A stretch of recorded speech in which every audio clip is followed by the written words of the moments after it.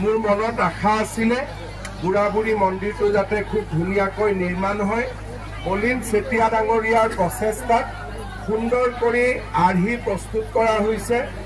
আমাৰ লোক নিৰ্মাণ বিভাগে এই প্ৰকল্পটো নিৰ্মাণ কৰিব আৰু এবছৰৰ ভিতৰত আমি এই প্ৰকল্পটো সম্পূৰ্ণ কৰিম। সকলোকে ধন্যবাদ জনালো। ধন্যবাদ। জয় হিন্দ।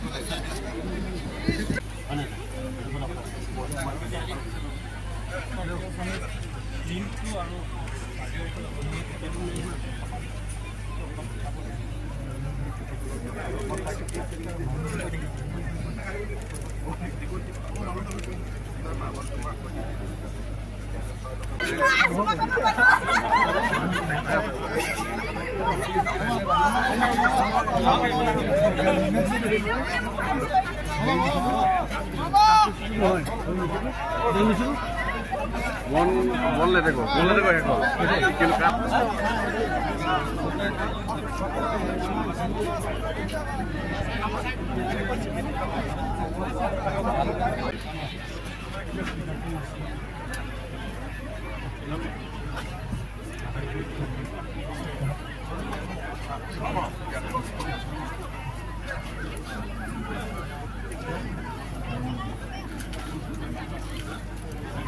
Hotel আমাৰ কিমান টকা হ'ল ৰাজীৱ? কিমান টকা এই হ'ল? এইটো স্যাৰ 8.7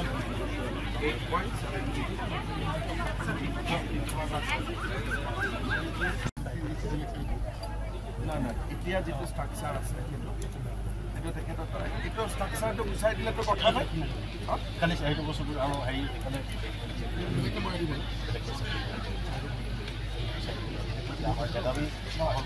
এইটো কোন জেগাত বনাব মানে মন্দিৰটোৰ ফ্ৰণ্টখিনি ভাঙি আমি তাতে কৰিম আৰু যিটো মন্দিৰৰ যিটো এইটো ভাঙা যাব সেইটো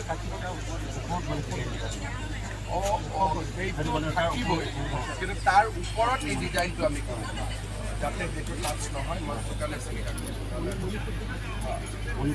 মণিক কাৰণে মণিক তলত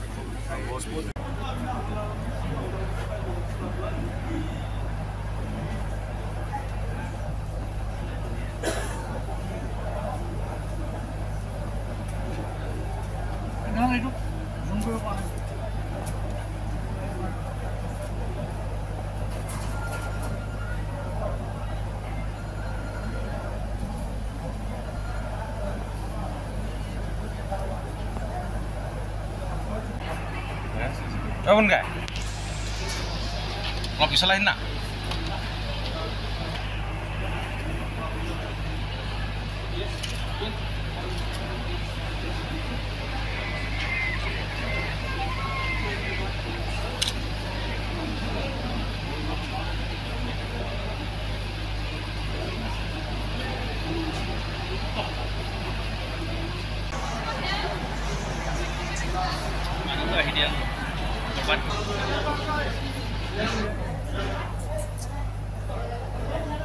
Ora, olah pada itu.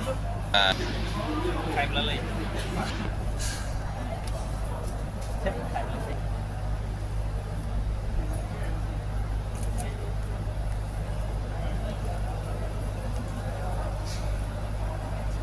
কৰিছো গোলাঘাটৰ পৰা আৰম্ভ হ'ব মাৰ্ঘেৰিটাতো খালী মাটি থকা কাৰণে বহুত লোক আহিছে আমাৰ খবৰ আছে খালি সকলোবোৰ কাম আমি একেলগে ল'ব নোৱাৰো প্ৰত্যেকটো কামতে ৩-৪ মাহৰ এটা প্ৰক্ৰিয়া থাকে সেই কাৰণে যত সমস্যাটো হাতৰ পৰা ওলাই যাব হৈছে তাতে আমি কৰি আছো কিন্তু মই ভাবো যে এটা সময়ত আমি গোটেইখিনি মাটি উচ্ছেদৰ জৰিয়তে হওক বা আন ব্যৱস্থাৰ জৰিয়তে হওক আমি আমাৰ মাটিখিনি আমি উদ্ধাৰ কৰিব পাৰিম খালি অলপ সহায়ো লাগিব আৰু ধৈৰ্যও লাগিব, কাৰণ এটাৰ পিছত এটাকৈ কৰি গৈ থাকিব লাগিব। মই যোৱাকালিও দৰঙত কৈছিলোঁ যে 1 লাখ আমি 29,000 বিঘা মাটি আমি বেদখলৰ পৰা মুক্ত কৰিছোঁ, কিন্তু অসমত 29 লাখ বিঘা মাটি বেদখলকাৰীৰ হাতত আছে। এইটো এটা বহুত ডাঙৰ অংক। মানুহে ক'ব নোৱাৰোঁতে লাহে লাহে লওঁতে বহুত ডাঙৰ এটা হিচাপ লাহে লাহে আমি কৰি গৈ থাকিব লাগিব। প্ৰীণতম উপাসনাৰ থলী হিচাপে আমি বুঢ়া বুঢ়ী শালক বা বুঢ়া বুঢ়ী মন্দিৰক আমি বুজি পাওঁ। 2001 চনত মই বিধায়ক মন্ত্ৰী হোৱাৰ পৰাই শদিয়াত সময় পালে আহোঁ আৰু থানত মই ভক্তিভৰা প্ৰণাম জনাওঁ। বহুদিনৰ পৰা থানত এটা প্ৰকল্প নিৰ্মাণৰ আমাৰ মনত ইচ্ছা আছিল।